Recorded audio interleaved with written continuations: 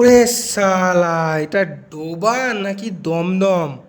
বন্ধুরা, একটু বৃষ্টিতেই দমদমের অবস্থা দেখো কি হয়েছে।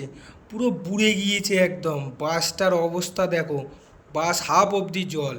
একটুখানি বৃষ্টিতে, আধা ঘন্টার বৃষ্টিতে দমদমের কি অবস্থা, হায় কপাল। সঞ্জয় দা হেঁটে যাচ্ছে দেখো, সঞ্জয় দা সুমন দা দেখো, ওরা হাঁটতেই পারছে না, এতটা জল। এদের তো প্যান্ট পুরো ভিজে গেছে রে। শীতে যেতে না পেরে আমরাও একটা দোকানে বসে যাওয়ার সিদ্ধান্ত নিলাম।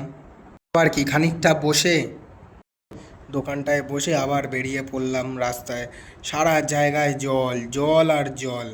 এত জল, হাঁটু অবধি জল উঠে যাচ্ছে বাইকে বসে, এমন অবস্থা।